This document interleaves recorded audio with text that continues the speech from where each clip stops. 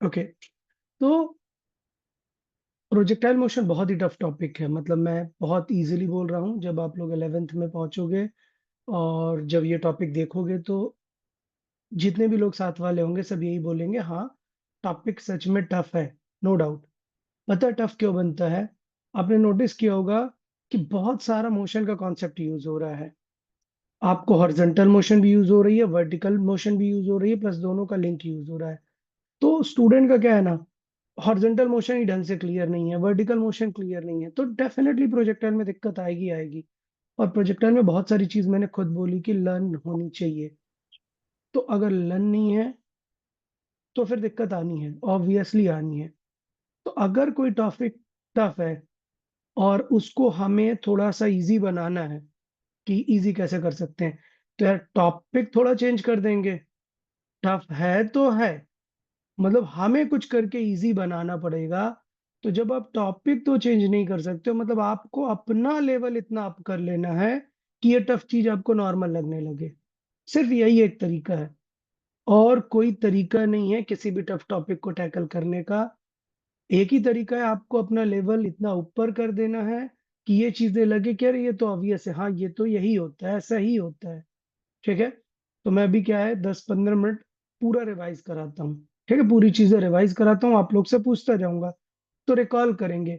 और जब वो रिकॉल करेंगे तो आपको ये लगना चाहिए कि हाँ ये ऑब्वियस है, ये जो बोल रहे हैं आप, ये जो चीजें बोल रहे हैं, ये ऑब्वियस चीजें हैं। जब ऑब्वियस लगने लगेंगी, टॉपिक ऑटोमेटिक इजी हो जाएगा। डन। ठीक है, तो अभी मैं फॉर्मूले इन सब चीजों में नहीं जाता हूँ, आगे क्वेश्चन पे नहीं जाते हैं। अच्छा, ये क्वेश्चन मैंने दिया था, इसमें डिटेल्स था, पूरा ट्राई किया था क्या किसी ने पढ़ के पूरा? किसने किया? आदित्य ने सर लाया, बाकी लोगों ने किया क्या ये क्वेश्चन? ओके, अदिति ने किया, बाकी नहीं किया, कोई बात नहीं है। देख लेंगे इसे, फिर से देख लेंगे। इसे नहीं देखेंगे, कुछ और क्वेश्चन देखेंगे, आप लोग फिर से ट्राई कर लो। ठीक है, आज का टाइम लेना, आज इस क्वेश्चन को कर लेना। ओके, हम अपन आगे कंटिन्यू करेंगे। और कल मैं और सारे क्वेश्चन सॉल्विंग सेशन रखेंगे कल। तो ये क्वेश्चन ऑलरेडी प्रैक्टिस करके आना, क्वेश्चन सेशन में चीजें और आगे कंटिन्यू करेंगे। ठीक है, तो समराइज करता हूँ मैं पूरी चीजें, वापस से समराइज करता हूँ, देखने का ट्राई करेंगे हम। ठीक है, कि चल क्या रहा है, हमें कैसे क्वेश्चंस को टैकल करना होगा। ठीक है, मैं प्रोजेक्टाइल की बात नहीं कर रहा हूँ, मैं पूरी फिजिक्स की बात कर रहा हूँ। पूरे फिजिक्स की, पूरे फिजिक्स की। पूरे फिजिक्स में कोई भी चीज अगर आपको सॉल्व करनी है तो 3 टाइप की कैटेगरीज होती हैं। ठीक है, नंबर 1, 2, 3 मैक्स। ठीक है, नंबर 1 कैटेगरी होती है जिसे हम बोलते हैं डायरेक्ट। ठीक है, ये काफी कम पूछी जाती है, काफी कम, मतलब 100 में अगर मैं बोलूंगा तो इसका वेटेज सिर्फ 20% ही है। तो ये चीज यार आपका क्या चेक करती है? ये चीज आपका स्ट्रेट नॉलेज चेक करती है कि आपको याद कितना है। ठीक है, आपको याद कितना इन द सेंस, बहुत स्ट्रेट क्वेश्चन है कि यार एक ऑब्जेक्ट है, ओके, मैंने इसको 37 डिग्री पे और लेट से 40 मीटर पर सेकेंड से थ्रो किया। तो आपसे सिंपली क्वेश्चन पूछ लिया कि यार बताओ 2 सेकेंड बाद इसकी स्पीड। तो इसे हम कैसा क्वेश्चन बोलेंगे? डायरेक्ट। क्यों ये डायरेक्ट क्वेश्चन क्यों बना? क्योंकि आप स्पीड निकाल सकते हो डायरेक्ट, आपको कहीं और नहीं जाना। आपको पता है कि यार किसी भी मोमेंट पे स्पीड कैसे निकालते हैं। आप सबके दिमाग में ये जाना चाहिए स्पीड कैसे निकालते हैं। 5 सेकंड का टाइम लो, सोचो, मुझे 2 सेकंड बाद अगर स्पीड चाहिए तो क्या ढूंढना पड़ेगा वी निकालने के लिए? हमारा क्या टारगेट है? वी के जस्ट पहले वाली लाइन, मतलब सोचो आपका आंसर आया v is equal to this, ये आपका आंसर आ गया। इससे पहले जस्ट क्या लाइन थी, क्या चीजें चाहिए पड़ेंगी वी के लिए? ठीक है, किसी को याद आया? कोई शेयर करना चाहता है? वेंकटेश, वी कैसे फाइंड करेंगे ये मत बताओ, वी फाइंड करने के जस्ट पहले कौन कौन सी चीज फाइंड करनी थी, मतलब ये आपके पास होगा तभी वी आएगा। वो इंपॉर्टेंट 2 चीजें क्या है?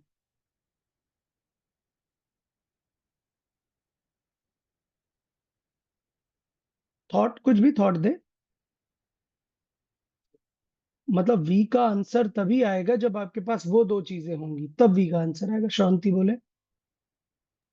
You cos theta u sine theta. Okay, वो एकदम स्टार्टिंग पहुंच गए आप।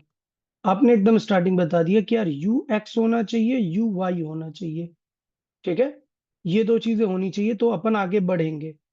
वी के लिए क्या होना चाहिए? जब तक ये नहीं आएगा ना, क्वेश्चन टफ जाएगा और स्पीड कभी नहीं आएगी, क्योंकि आपको ये नहीं पता कि आपको चाहिए क्या। तो वी से जस्ट पहले, जिसे क्लियर है कि वी निकलता कैसे है, उसको ये पूरा क्लियर होगा कि प्रोजेक्टाइल में इन जनरली अगर अलग अलग दी हैं तो मुझे दोनों के कंपोनेंट चाहिए पड़ेंगे, तो वी आ जाएगा। ये था इससे जस्ट पहले का स्टेप। मतलब हमारा फुल फोकस होना चाहिए कि हॉरिजॉन्टल कंपोनेंट कैसे आएगा। तो ये हुआ इनिशियल स्टेप कि यार मुझे वी एक्स ढूंढ के लाना है, और मुझे पता है वी एक्स भी यू एक्स जैसा ही होता है प्रोजेक्टाइल में। तो एक काम तो बन गया कि यू कॉस थीटा, ये तो बन गया, इसे ढूंढने की जरूरत नहीं पड़ी। और दूसरा था कि यार वी वाई भी चाहिए होगा, अगर वी निकालना है, वी निकालना है, वी वाई भी चाहिए होगा। ये रिवीजन नहीं कर रहे हैं हम, ये हम क्वेश्चन टैकलिंग सीख रहे हैं, कैसे क्वेश्चन को इंटरप्रेट करेंगे, कैसे प्रोसीड करना है क्वेश्चन में। तो वी वाई निकालना है, थॉट देना पड़ेगा, वी वाई कैसे निकलेगा बताएं। श्योर बताओ यार, वाई कंपोनेंट कैसे निकालेंगे? 2 सेकंड बाद चाहिए अपने को।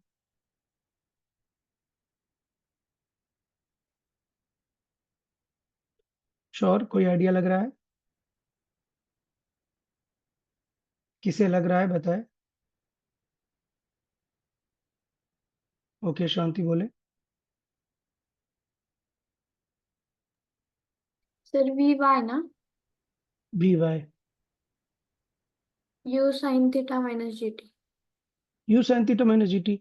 यार अब बताओ, बस सिंपली, अगर मैं ये नहीं बोल रहा हूँ कि मतलब आपको क्यों नहीं है, okay just second, hold a minute.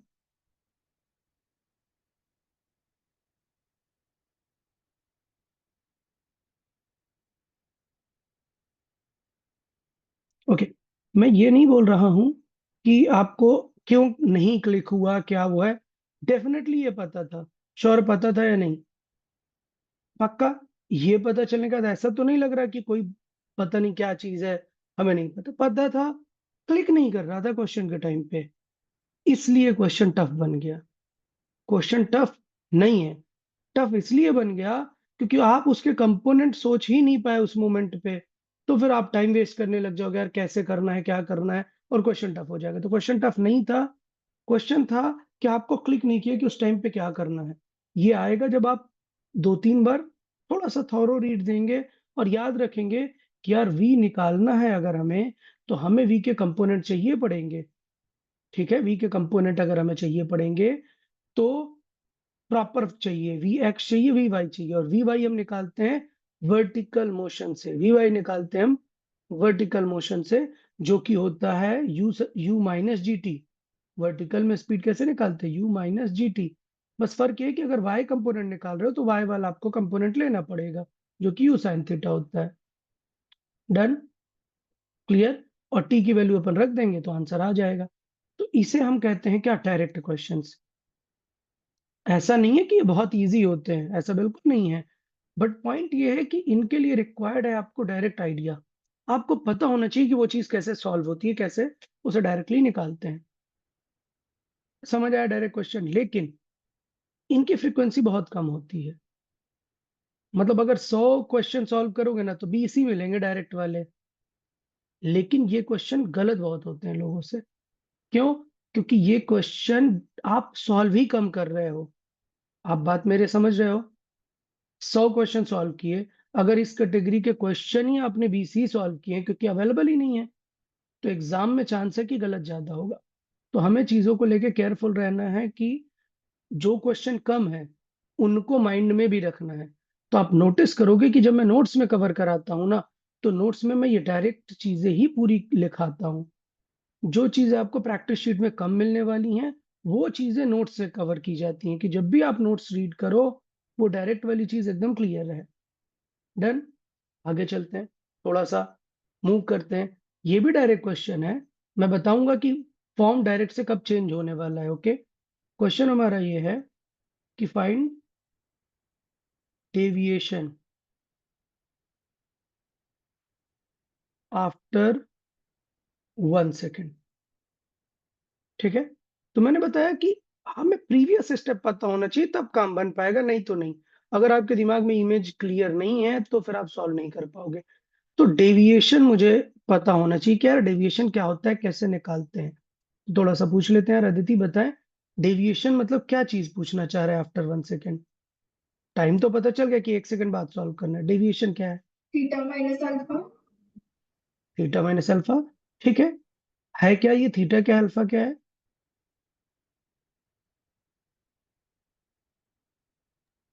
Sir you cos theta में जो एंगल होता है वो थीटा है।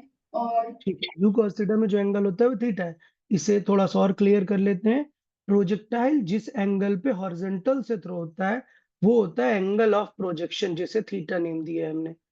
एंगल ऑफ प्रोजेक्शन, ऐसा मैंने क्यों इस बात पे स्ट्रेस दिया? क्योंकि कई बार ऐसे नहीं बोलेगा कि इतने एंगल पे मतलब रहा डायरेक्टली थीटा, वर्ड यूज कर सकता है। तो क्लैरिटी यही है कि एंगल ऑफ प्रोजेक्शन है ये विद हॉरिजॉन्टल। क्लियर? ठीक है। तो थीटा हो गया angle of projection with horizontal, जिस एंगल से उसे थ्रो किया।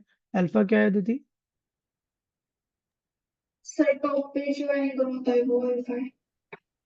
गलत। वर्ड सभी क्लियर नहीं है। आदित्य बताओ यार। जहां से उसका म्हणजे डिविएशन हो रहा है उसका एंगल। जहां से उसका डेविएशन हो रहा है वहां पर एंगल, ठीक है। कौन सा एंगल? किस चीज का एंगल देखते हैं, ये किसका एंगल है? तुमने कहा सही है।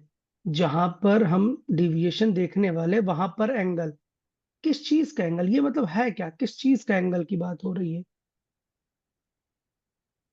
ये थ्रो ऑब्जेक्ट। किया ऑब्जेक्ट की।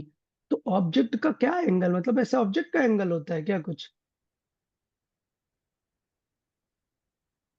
ऑब्जेक्ट का एंगल मतलब अभी मजा नहीं है। वेंकटेश बताओ यार, वर्ड्स थोड़े और अच्छे से।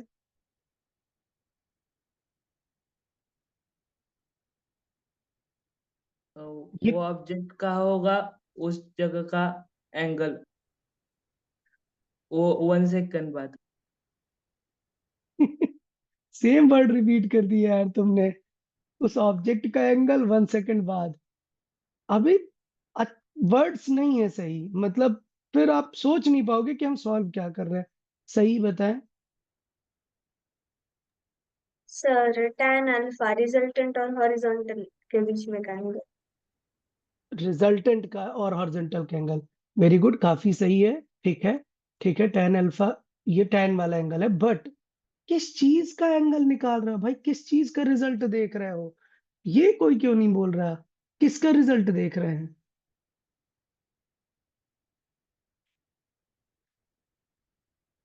आराम से। दो फोर्स हैं, ए डेविएट। है बी है, दो फोर्स हैं, इनका रिजल्ट आया ये। तो मैं बोलूंगा अच्छा tan अल्फा, तो ये इनका रिजल्ट है, मतलब वर्टिकल में बी है, हॉरिजॉन्टल में ए है। ठीक है। तो यहाँ प्रोजेक्टाइल में ये अल्फा कौन है, किनका रिजल्ट है,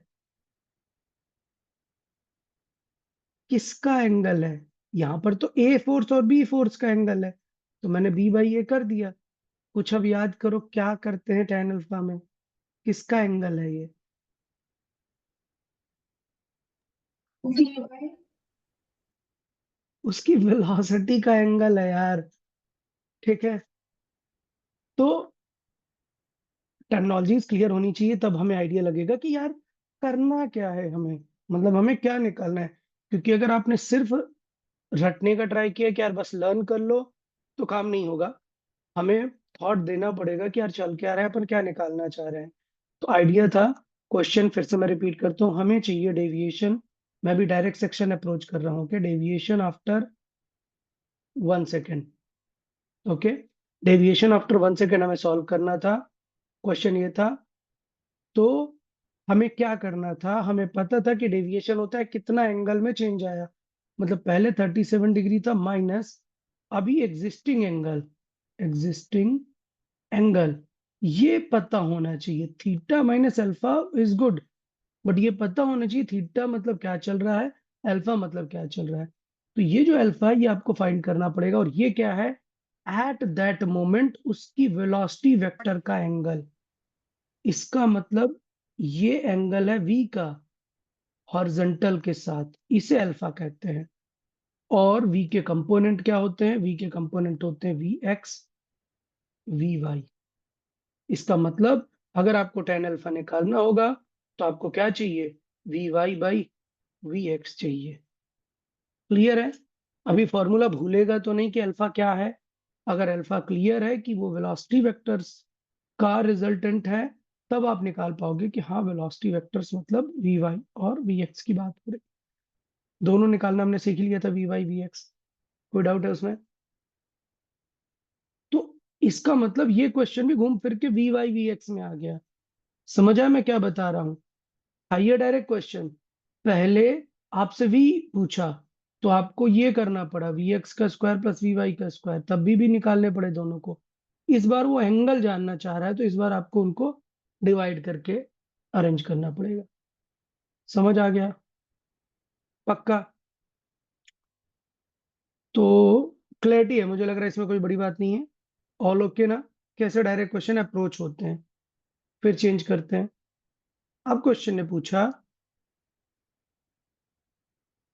change in its speed after 1 second. तो ये क्वेश्चन मैं चाहूंगा कि आप लोग पूरा सॉल्व करेंगे इसे। सेम डेटा के साथ में 37 डिग्री 40 पे थ्रो किया हुआ है। 1 सेकेंड के बाद चेंज इन स्पीड, बट अभी रुक जाएंगे। क्वेश्चन को प्रोसेस करने से पहले अगर वो डायरेक्ट क्वेश्चन है तो हमें उसका इमेज क्लियर होना चाहिए कि क्या करना है, वरना टाइम वेस्ट हो जाएगा, ज्यादा समय लगेगा। तो पहले क्लैरिटी ले लेते, फिर आप लोग ट्राई करोगे इसे। ओके, तो क्लैरिटी बताएं भाई। अच्छा, 37 में कोई डाउट तो नहीं ना? बहुत बार बता चुका हूँ, 37 मतलब स्मॉलर है तो परपेंडिकुलर में स्मॉल वैल्यू आएगी, बेस में लार्ज वैल्यू आएगी। 3 4 5 का ट्रायंगल बनेगा, कॉस साइन आप निकाल लोगे। वापस आते हैं क्वेश्चन में, चेंज इन इट्स स्पीड। तो बताओ यार, किससे शुरू करें यार? शार्वेल बताओ, क्या लगता है, मतलब क्या जानना चाह रहा है क्वेश्चन? यहाँ पे वर्ड यूज किया स्पीड, मतलब हमसे पूछ रहा है, डेल्टा लगाते हैं चेंज के लिए, चेंज इन वी पूछ रहा है, वेक्टर नहीं पूछ रहा है, प्रॉपर स्पीड में पूछ रहा है, मतलब कितना चेंज हो गया। तो पहले बताओ, स्पीड कम हो रही होती है प्रोजेक्टाइल में या बढ़ रही होती है? शार्वेल, ये क्वेश्चन आपसे है।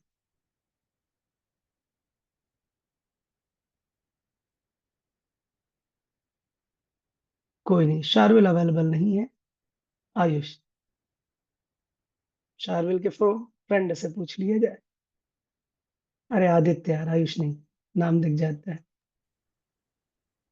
बताओ। Acceleration change in speed. पहले तो कहीं और ना चले जाओ यार, वो इनडायरेक्ट क्वेश्चन हो गया। एक्सिलरेशन की हेल्प से अगर वी निकालना पड़ा तो लिंक हो गया कि उसकी हेल्प से वो निकाल रहे हो, वो नहीं जा रहे हैं अभी। अभी सीधा चेंज इन स्पीड का ओरिजिनल वैल्यू। मैंने कहा यार, अंडर पहले root V speed X square 40 plus थी, पी अब वाई स्क्वायर। 30 हो गई।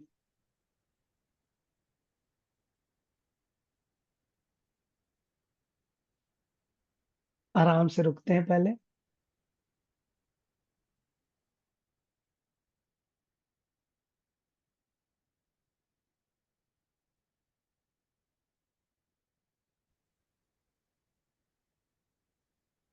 ओके, थोड़ा सा डेटा लगाया। आदित्य क्या बता रहे थे? Under root v x square plus p y square. हम्म, तो अब जरा समझते हैं। Under root v x square plus v y square, ये जो तुमने बोला ये क्या है, मुझे ये बताओ बस। ये क्या है, ये क्या चीज है? स्पीड का फॉर्मूला। बस, तो ये तो वी आया ना तुम्हारा। क्वेश्चन में कह रहा है कि यार चेंज कितना हुआ, तो भूल जाते हैं सब, सिंपल वैल्यू से समझते हैं। मैंने थ्रो किया 40 से, मैं तुम्हें बता दे रहा हूं थोड़ी देर में हो गई उसकी स्पीड 30। अब बताओ, what is the change in its speed? क्या आंसर करोगे? ये ऑप्शन दे दूं? 10 ना? कंफर्म? तो बहुत सिंपल सा आइडिया है कि पूछ रहा है वो चेंज इन स्पीड, मतलब स्ट्रेट क्वेश्चन है, कुछ भी उसमें अलग से लॉजिक नहीं है।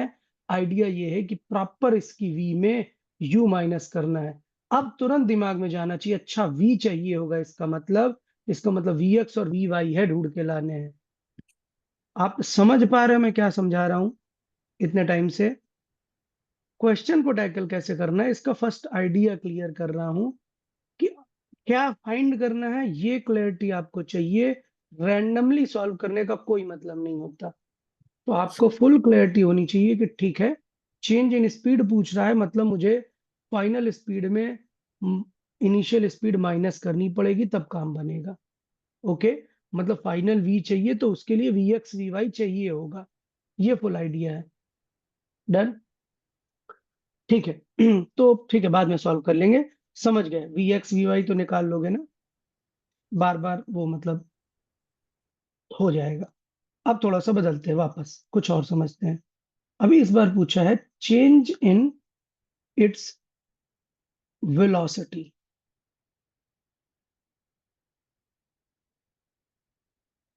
चेंज इन इट्स वेलोसिटी, लेकिन ऑप्शन ऐसे दिए हैं 10, 20, 30, 40। ठीक है, थोड़ा बदल देते हैं, 5, 10 कुछ ऐसे कर देते हैं। ठीक है, पहले स्पीड थी 40, बाद में हो गई 30। क्या लगता है आदित्य, क्या आंसर होगा इस क्वेश्चन का? 10। क्लियर? किसी को कोई डाउट? गलत जवाब। इतनी मेहनत की हूँ, ऑप्शन बदला हूँ यार, थोड़ी तो इज्जत कर लेते। 10 होगा। चले, थॉट देंगे कि क्यों नहीं होगा। ठीक है, तो वर्ड समझते हैं। हमें पहले ऑप्शन में जाना ही नहीं है। ठीक है, क्या पता ऑप्शन में कुछ मॉडिफाई करके दिया है, तो हमें ऑप्शन में नहीं जाना है। हमें कोर चीज में समझना है कि चल क्या रहा है, पूछा क्या है हमसे। क्या पूछा है? Change in its velocity. तो क्या इस 30 40 को डायरेक्ट माइनस कर दोगे? नहीं कर सकते। इस डिफरेंस को जिसने समझ लिया, उसके लिए वेक्टर इजी हो जाएगा काफी। क्यों? क्योंकि वेक्टर में कभी 40 माइनस 30 10 नहीं होता। नहीं होता। क्यों? वेक्टर के साथ में, इस मैग्नीट्यूड के साथ में इसकी डायरेक्शन भी जुड़ी होती है। क्लियर? तो इसका मतलब अगर मैं देखूं तो पहले ये वेक्टर इधर था 40, और अब थोड़ा सा बेंड हो चुका होगा 30। तो ये दो वेक्टर है, ये एक डिफरेंट एंगल पे काम कर रहे होंगे। आप इनको माइनस करके से 10 नहीं ला सकते हो। अगर हमसे ये पूछा होता है कि चेंज इन स्पीड कितना है, तो सही है, स्पीड मतलब ये मैग्नीट्यूड माइनस किया 10 आ गया, करेक्ट है। लेकिन चेंज इन वेलोसिटी पूछा है, तो ये तरीका ही नहीं है चेंज इन वेलोसिटी का। क्यों? क्योंकि वेलोसिटी एक वेक्टर क्वांटिटी है। आइडिया समझ में आया? तो फिर अप्रोच कैसे करना है इसे? अप्रोच करने का स्ट्रेट क्लियर तरीका है, मैथमेटिकली सॉल्व करना पड़ेगा डेल्टा वी विद वेक्टर। इसका मतलब क्या होगा? वी वेक्टर में यू वेक्टर माइनस करना पड़ेगा। क्लियर? इसका मतलब अभी भी स्टोरी वही है, फाइंड वही करना है, लेकिन with proper I cap J cap के हिसाब से करना है। तो एक बार जिसने ये क्वेश्चन कर लिया, अगली बार वो ये क्वेश्चन फास्ट कर पाएगा। पता है क्यों? क्योंकि यहां पर एक अच्छी चीज हो जाएगी। कैसे? आपने लिखा V X I cap, V Y J cap, clear है ना? Okay, minus U X I cap plus U Y J cap. अब बताओ यार, कैसे ये क्वेश्चन इजीली हो जाने वाला है अगली बार? इतना करने के बाद किसी को कोई हिंट आ रहा है कि ये क्वेश्चन बहुत ही कम होने वाला है? कोई आइडिया? इसमें मैंने वैल्यूज अभी नहीं डाली हैं, बिना वैल्यूज डाले किससे पता है कि कौन सी चीज कैंसिल हो रही है? सही बताएं। स्क्वायर माइनस बी स्क्वायर होता है ना, होल ब्रैकेट। ये तुम कहाँ चले जाते हो यार? Vx and Ux. सही, वेरी गुड। ये वी एक्स और यू एक्स सेम होते हैं, आई कैप के साथ में सॉल्व हो रहे हैं। इन दोनों को सब्ट्रैक्ट करूंगा, खत्म हो जाएंगे। समझा? वी वाई कैसे निकालते हैं? सही फॉर्मूला बताएं, वी वाई कैसे निकलेगा? U sin theta minus GT. You sine theta minus G T J cap. अब जरा बताओ ये क्या है? U sin theta. अब बताओ। तो जब ये क्वेश्चन आप एक बार कर लेते हो तो ये आपको लर्न हो जाने चाहिए। ये फर्क होता है एक नॉर्मल स्टूडेंट में और थॉटफुल स्टूडेंट में। नॉर्मल स्टूडेंट इसको 3 बार भी करेगा तभी भी वो यहां से शुरू करेगा। जो थॉटफुल स्टूडेंट है, जब भी वो ये क्वेश्चन कभी पहली बार करेगा, नेक्स्ट टाइम जरूर समझेगा, अरे यार काम की चीज मिल गई, चेंज इन वेलोसिटी में काम की चीज मिल गई। इन जनरल ऐसी जो इंपॉर्टेंट चीजें हैं वो मैं नोट्स में ट्राई करता हूँ कि काफी कवर हो जाए।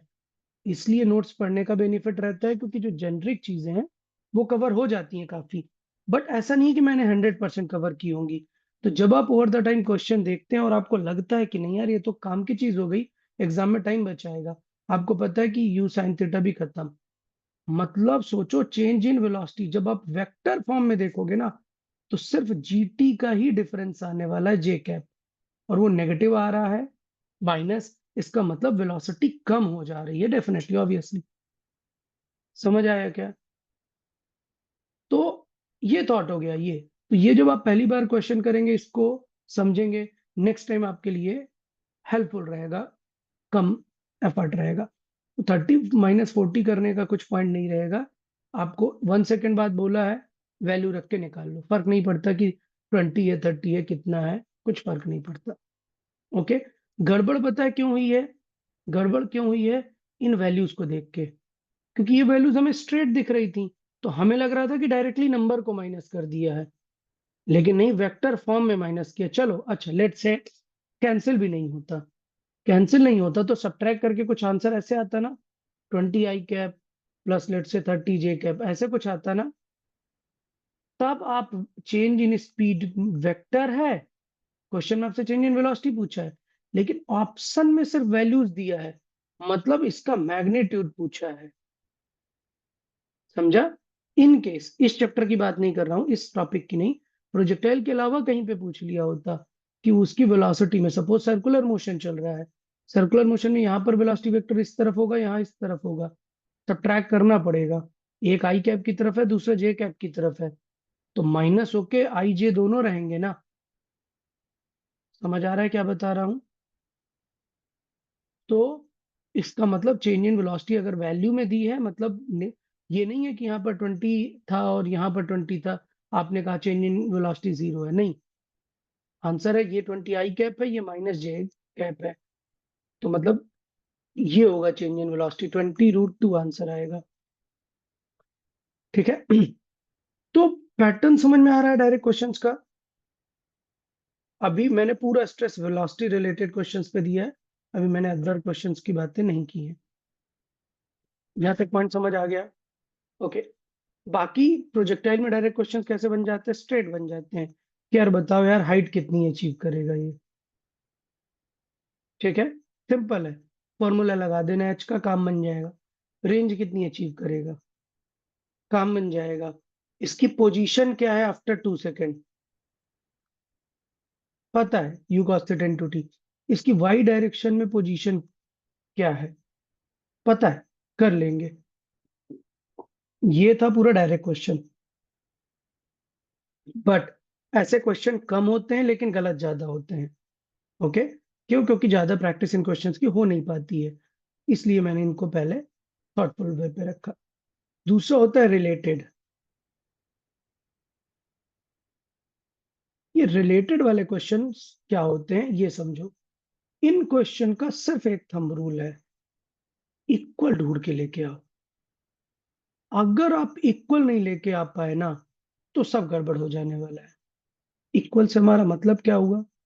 इक्वल से हमारा मतलब ये हुआ कि आपको कुछ ना कुछ कंडीशंस बनानी होंगी। आप जब तक वो कंडीशन नहीं बना पाओगे तब तक काम नहीं बनेगा। मतलब क्वेश्चन में बोला कि यार एक आदमी को मैक्सिमम हाइट तक थ्रो कर सकता है वो, लेट से 40 मीटर तक। अगर वही पर्सन उसको मैक्सिमम रेंज तक थ्रो करना चाहे तो कितना कर पाएगा? ठीक है, क्वेश्चन है कि एक पर्सन मैक्सिमम 40 मीटर हाइट तक थ्रो कर सकता है, तो बताओ कितनी दूर तक वो फेंक सकता है। तो यार ये रिलेटेड क्वेश्चन हो गया, इसमें आपको रिलेशन ढूंढ के लाना पड़ेगा कि चल क्या रहा है, मतलब उस इक्वल से आपका बेनिफिट क्या है। तो इसे यूज करना आना चाहिए आपको कि यार कुछ भी करके इस एच को यूज करना है। तो आप तो एक काम ये कर सकते हो कि ठीक है, इस एच को यूज कर लो, क्या ये एच का फॉर्मूला लगा दो, you square sine square theta upon 2g। लेकिन दिक्कत ये हो गई यार कि दो दो अननोन है ना, थीटा भी नहीं दिया, यू भी नहीं दिया, ऐसा कैसे काम बनेगा? तो आप समझो कि क्या पूछा है। पूछ रहा है कि रेंज मैक्सिमम कितनी थ्रो कर सकता है। तो क्या मैक्सिमम के लिए आपको एंगल चाहिए क्या? नहीं चाहिए, आपको पता है कि 45 पे ही मैक्स आएगा। तो 45 पे आएगा तो इसकी वैल्यू तो फिर 45 की 1/√2 हो जाती है ना। क्लियर? 1/√2। लेकिन आर हमें चाहिए, तो आर के फॉर्मूले में तो यू स्क्वायर साइन 2 थीटा होता है। तो 45 अगर रखोगे तो ये तो 90 हो जाएगा ना, मतलब ये तो खत्म ही हो गया। मतलब यू स्क्वायर बाई जी है, हमें निकालना है, सॉल्व करना है। तो ये हुआ रिलेटेड क्वेश्चन कि हम इस 40 वाले से यू स्क्वायर बाई जी निकालने का ट्राई करेंगे। ओके, तो अब जी की वैल्यू रख के फिर मत यू निकालने लग जाना, क्योंकि यू पूछा है क्या क्वेश्चन में? नहीं पूछा। नहीं पूछा तो क्यों आप कैलकुलेशन और मिस्टेक क्रिएट करोगे? आप तो सीधा रिप्लेस करने का ट्राई करोगे ना। तो ये 2 हटा दो भाई, ये 2 इधर आ जाएगा तो बन गया क्या ये 80। तो यू स्क्वायर बाई जी की वैल्यू हो गई 80। लेकिन अभी एक गड़बड़ है, ये साइन स्क्वायर का क्या हुआ? तो यहां पर यही लॉजिक था कि वो कह रहा है कि वो मैक्सिमम इतने हाइट तक थ्रो कर सकते हैं, और मुझे पता है कि अगर किसी को मैक्सिमम हाइट थ्रो करना है तो डिफॉल्ट उसको एकदम वर्टिकल थ्रो करना पड़ेगा, तब वो मैक्स हाइट अचीव कर पाएगा। प्रोजेक्टाइल में मैक्सिमम थोड़ा अचीव होता है, मैक्सिमम एकदम वर्टिकल थ्रो करने में ही हो सकता है। हॉरिजॉन्टल में कोई कंपोनेंट जाएगा नहीं, पूरा कंपोनेंट ऊपर की तरफ जाएगा, इसलिए वो मैक्सिमम थ्रो कर सकता है। नोट्स में ऐड किया हुआ है कि अगर थीटा 90 डिग्री हो तब वो मैक्सिमम हाइट तक थ्रो कर सकता है। समझ आया? तो ये रिलेशन समझ आया ना यार इस बार इस क्वेश्चन का? पक्का? क्वेश्चन को बदलते हैं। क्वेश्चन अगर ऐसे कहता, in a projectile it achieve the max height of 40 metre, तो अब क्वेश्चन हो गया what will be its range. अब ये दो क्वेश्चन नहीं है, वो बोल रहा है इसी क्वेश्चन में जब ये हाइट 40 मीटर है तब बताओ कितनी रेंज है।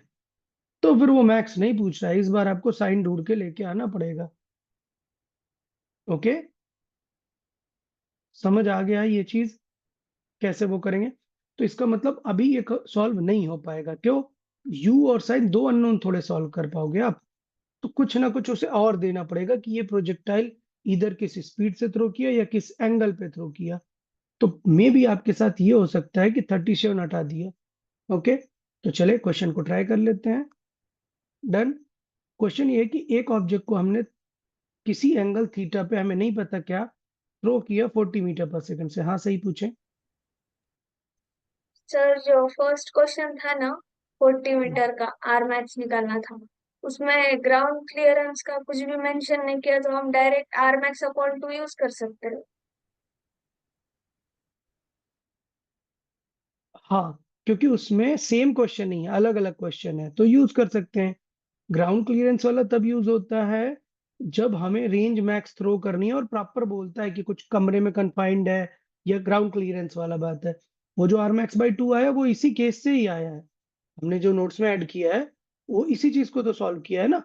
आप उसका कैलकुलेशन देखोगे तो हमने यही चीज सॉल्व की है कि आर के लिए चाहिए हमें यू स्क्वायर बाई जी, और जबकि एच की डायरेक्ट थ्रो करने में एच कितना मैक्स थ्रो हो सकता है, यू स्क्वायर बाई 2g।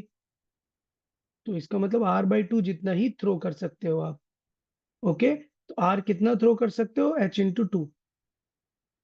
अगर 40 था तो आप 80 तक मैक्सिमम थ्रो कर सकते हो, लेकिन ये विद इन सेम क्वेश्चन नहीं है। ओके, मतलब ऐसा मत कर देना कि मैंने कहा कि बताओ उसकी अगर मैक्स हाइट 40 मीटर है, तो आपने कहा अच्छा तो फिर रेंज 80 मीटर होगी। नहीं नहीं, वो क्वेश्चन नहीं है। वहां पे 40 अलग से था, एकदम वर्टिकल, मैक्सिमम कितना थ्रो कर सकते हैं उसका 40 था। यहाँ पे कह रहा है कि एक प्रोजेक्टाइल को हमने 40 स्पीड से थ्रो किया तो उसकी मैक्स हाइट 40 मिली, तो बताओ इन दैट केस रेंज कितनी मिली। तो ये हो गया अपना रिलेटेड क्वेश्चन। इसमें आपको एक चीज से रिलेट करके कुछ दूसरा लेके आना है। अच्छा क्वेश्चन हो गया, थोड़ी सी सॉल्विंग करनी पड़ेगी आपको, वो समझना पड़ेगा कि किसे इक्वल करके कैसे लेके आए। ओके, तो ऑप्शन कुछ है नहीं, हमें पता है कि एच का फॉर्मूला यूज करना पड़ेगा। तो एच इज 40, यू कितना है, you square 40 square sine square theta upon 2 जी। तो यार अब रखना पड़ेगा जी की वैल्यू, समझ आया, क्योंकि वो अपने को साइन थीटा निकालना है। डन। एक 40 यहां से कैंसिल आउट हुआ, एक 20 यहां से कैंसिल आउट हुआ, क्लियर। तो यहां से साइन स्क्वायर थीटा क्या आ गया, 1/2। ओके, तो उस चीज में समझो, 20 नहीं सॉरी 2, तो स्क्वायर रूट ले लेंगे, वैल्यू आ गई थीटा की 45 डिग्री। ओके, तो क्वेश्चन ऐसा आ गया कि यार रेंज अब देखो 45 आ गई, 45, तो अभी आंसर निकालोगे, वैल्यू सॉल्व कर सकते हैं। तो आर की वैल्यू क्या हो जाएगी, 45 डिग्री है तो यू स्क्वायर बाई जी बस कर देंगे, मतलब 40 इंटू 40 डिवाइडेड बाई 2।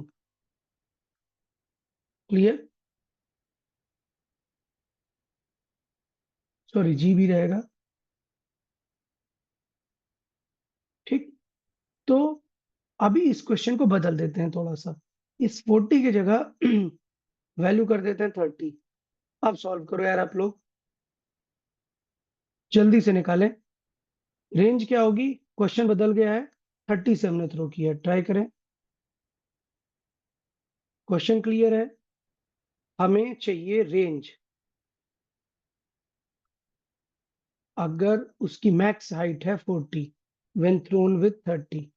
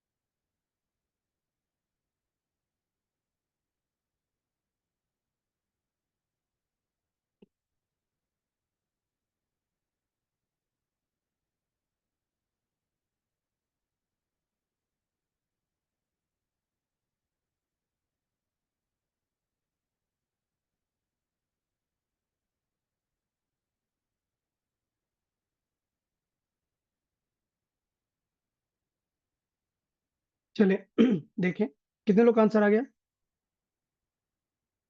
बोले आदित्य कितना है। आर का नहीं। आर का नहीं आया, चले कोई बात नहीं, आदित्य हमें हेल्प करेगा। चले सब लोग देखें यार स्क्रीन में बताओ आर आगे कैसे सॉल्व होगा। U square sine two theta by g formula. U square sine 2 theta by g. अब बताओ आगे कैसे करें। 30 स्क्वायर। वो कर लेंगे, आगे बताओ जिसमें इंटरेस्टेड है हम।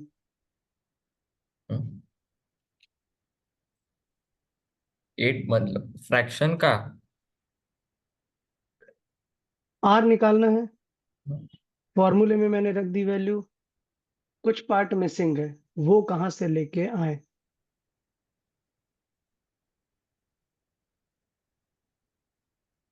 अरे भाई ये समझ आया ना क्वेश्चन क्या पूछ रहा हूं मैं। आर सॉल्व करने गए तुम, तो इसे रखोगे नहीं तो आर कैसे आ जाएगा? तो बताओ क्या हमने मतलब मिस किया, कैसे क्या सॉल्व कर सकते हैं, बताओ आगे। कोई बताए जिसे आइडिया लग रहा है, आगे आर कैसे सॉल्व होगा। ये मत बताना ये 10 कैंसिल आउट हो गया, ये 90 इंटू, ये मैंने कर लिया, ये मुझे आता है, आगे बताना है। जल्दी बताओ यार, इतना कुछ बहुत कॉम्प्लेक्स नहीं है। मैंने करते समय दो बातें समझाई थी ना, कि कई बार थीटा पता होता है, कई बार थीटा नहीं पता होता। 15 30 कुछ है, उसका 2 टाइम्स आपको पता होता है, कर लेंगे। अगर नहीं पता तो बताया था ना कि इसका एक्सपेंडेड फॉर्म क्या है। ये साइन टू थीटा ने किसी चीज को श्रिंक करके लिखा है, sine theta into expanded cos form. Theta. 2 into sine theta into cos theta, 2 नहीं भूल जाना। क्लियर? समझ आया क्या चल रहा है, क्या कर रहे हैं अपन? ओके, एक स्टेप अपन आगे गए। अब रुक जाओ भाई, आगे कैसे करेंगे? नेक्स्ट, इतना मैंने कर दिया देखो आपके लिए। ये यहां तक ये कैंसिल हो गया, 339, 9 इंटू 2 80, 180 इंटू साइन थीटा कितना दिख रहा है, 2√2/3। अब बताओ यार कॉस थीटा क्या है?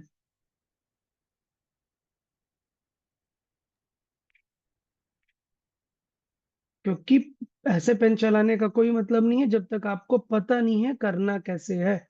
आज के पूरे लेक्चर पे स्ट्रेस मैं यही दे रहा हूं, आपको क्लियरिटी होना चाहिए। आप लोग को क्लियरिटी कम डेवलप हो रहा है कि क्वेश्चन को कैसे अप्रोच कर रहे हैं हम, क्वेश्चन के लिए क्या चाहिए, फिर अपन सॉल्व करेंगे। कोई बताए यार, कोई बताए कॉस की वैल्यू कैसे रखें यहाँ पर? अरे मेथड है, जादू से नहीं आ रही है, बस मेथड है, मेथड बताओ कैसे करते हैं।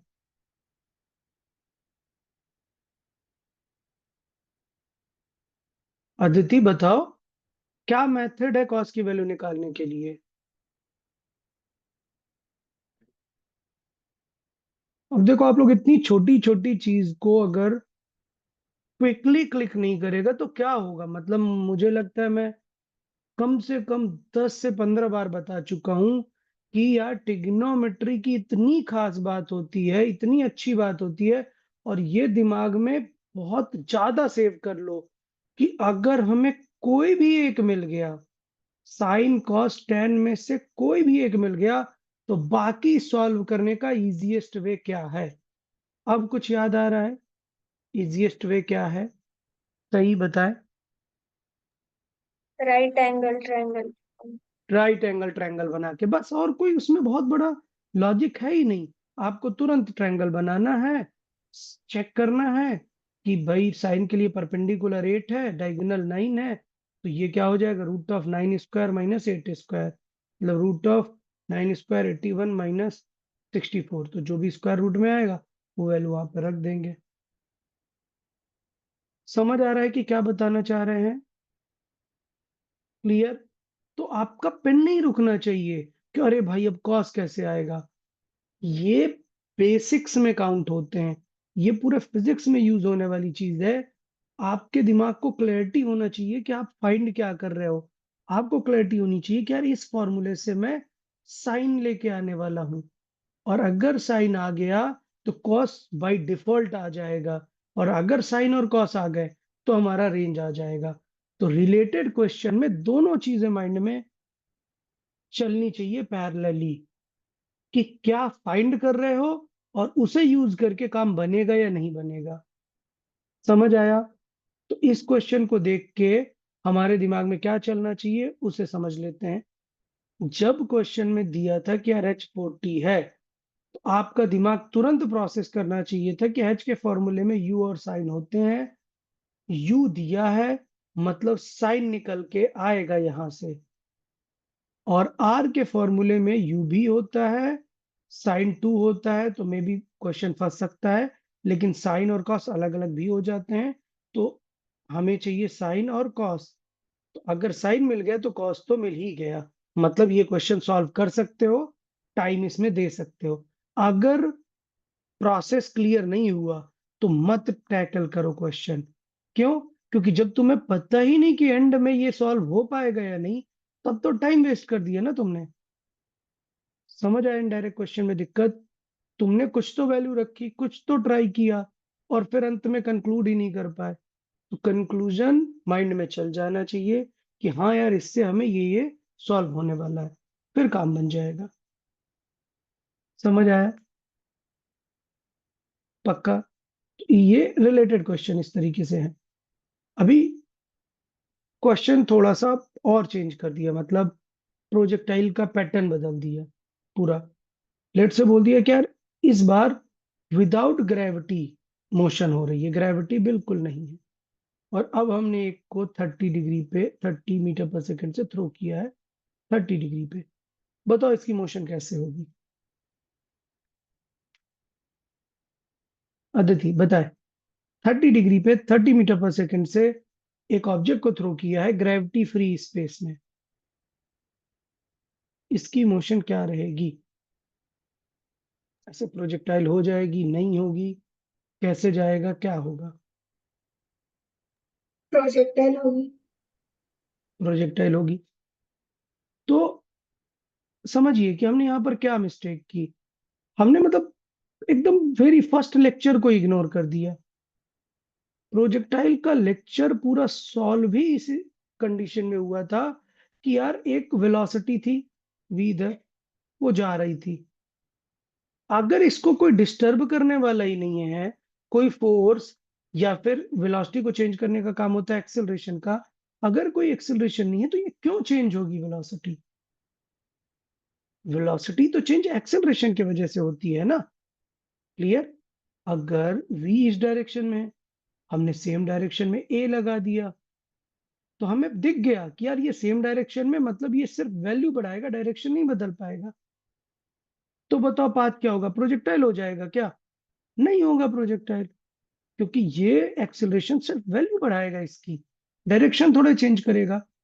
लेकिन जब हमने इंट्रोड्यूस किया कि नहीं यार अब ग्रेविटी लग रही है, तो दिख गया कि एक्सेलरेशन मतलब एक टाइप का फोर्स लगने वाला है उस तरफ में। अब ये इस वेलोसिटी को चेंज करेगा, अब ये इसे पुल करना स्टार्ट करेगा, पाथ ऐसा हो जाएगा जो कि पैराबोलिक होता है। अपन सॉल्व कर देंगे।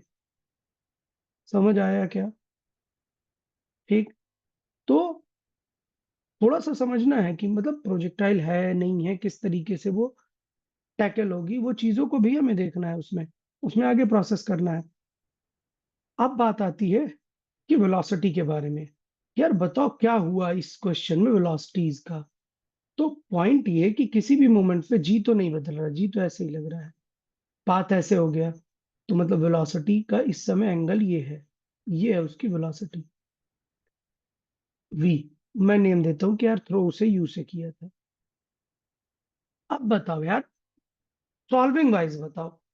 प्रोजेक्टाइल सीख लिया, उस प्रोजेक्टाइल के लॉजिक को यहां डालने का ट्राई करो कि यार आफ्टर 1 सेकेंड अगर पूछा है v, तो हमें क्या ढूंढ के लेके आना पड़ेगा? v कैसे आएगा 1 सेकेंड बाद? थोड़ा स्टेप में प्रोसेस कर पाए। कौन करना चाहेगा बताए? क्या रोल है यहाँ पर? यू का क्या रोल है, जी का क्या रोल है, कुछ बताए। अगर हमें वी निकालना है आफ्टर 1 सेकेंड, तो वी से जस्ट पहले मुझे दिख रहा है, इस वी को फाइंड करने के पहले हमें क्या चाहिए होगा? सही, फिर से बताएं। वी निकालना है तो क्या चाहिए? दो चीजें। u sin theta. फिर देखो, अब तुमने उस साइन थीटा को पकड़ के बैठा है, इसलिए मैंने तुमसे दोबारा पूछा। क्यों? क्योंकि पिछला क्वेश्चन तुमने आंसर किया। यहां पर थीटा पे थ्रो हो रहा है क्या वो? नहीं, इसको मैं ऐसे बिल्डिंग के ऊपर से थ्रो कर रहा था सीधे, कोई थीटा विटा नहीं है, सीधे थ्रो किया मैंने। तो एसेंस मत भूल जाओ, थीटा बाद में आया। एग्जैक्ट टर्म बोलो कि वी से जस्ट पहले वी को फाइंड करने के लिए क्या चीजें चाहिए, एक वी वेक्टर का एक वैल्यू निकालना है, क्या चीजें चाहिए होती हैं? शांति बोले। वी के कंपोनेंट्स। वी के कंपोनेंट्स चाहिए यार। हम प्रोजेक्टाइल सॉल्व कर रहे हैं और एक्सपेंड करना चाह रहे हैं अपने नॉलेज को, तो थॉट दिया ना हमने यहाँ पर कि यार यहाँ पर भी चाहिए थी, कहीं पे भी चाहिए। एक v एक वेक्टर है, उसके मैग्नीट्यूड को स्पीड बोलेंगे हम। तो अगर मुझे मैग्नीट्यूड है, मुझे वो पता है कि किसी एंगल पर है, तो उसके कंपोनेंट चाहिए होंगे। मतलब v निकालने के लिए हमारा सोल टारगेट होना चाहिए vx ढूंढ के लेके आओ, vy ढूंढ के लेके आओ। अब बताओ कि अब इस u का क्या रोल है।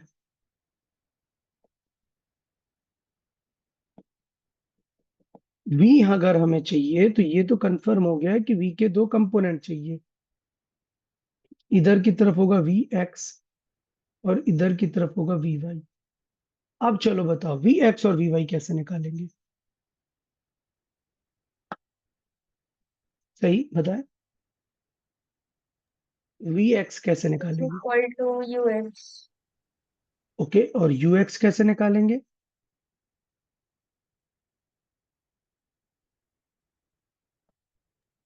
X is equal to U. Very good, बस ये थॉट ही डेवलप होना चाहिए।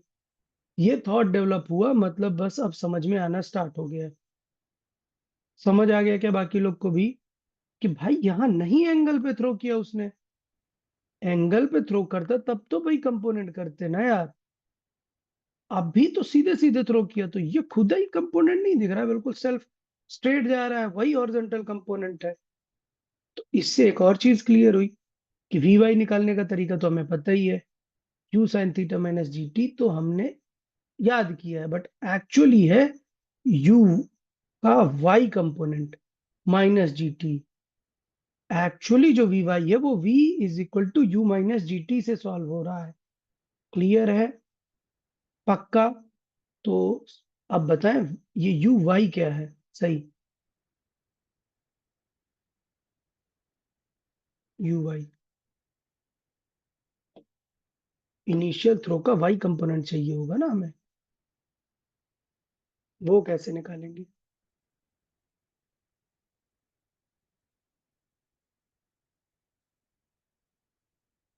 किसे किसे पता चल रहा है कि वाई कंपोनेंट कैसे निकालेंगे। कोई आंसर करे यार। एक ऑब्जेक्ट को हमने ऐसे हॉरिजॉन्टली यू स्पीड से थ्रो कर दिया, तो आपने कहा सर यू एक्स तो यू है, ओके। यू वाई क्या है, इसका वाई कंपोनेंट क्या है जी बताए। वेरी गुड यार, श्योर जीरो है यार, इतना क्या इसमें सोचना है। वेक्टर किसी एंगल में है तब तो उसके कंपोनेंट आएंगे ना यार। वेक्टर अगर ऐसे वाई में बना है तो उसका एक्स कंपोनेंट क्यों आ गया, एक्स नहीं होगा। और अगर वो एक्स में बना है तो फिर उसका वाई कंपोनेंट नहीं होगा। क्लियर कट है ना, कंपोनेंट होता है जब कोई एंगल पे जाएगा तब उसके दो कंपोनेंट होंगे। अगर वो खुद एक्स या वाई में है तो उसके दूसरे कंपोनेंट क्यों होगा। क्लियर, तो यू वाई यहाँ पर जीरो है, ये वैल्यू अपनी जीरो होने वाली है, फिर अपन आगे सॉल्व करेंगे। ठीक है ना, आई थिंक आज टाइम काफी हो रहा है, काफी लोग तो लेक्चर लीव कर चुके हैं।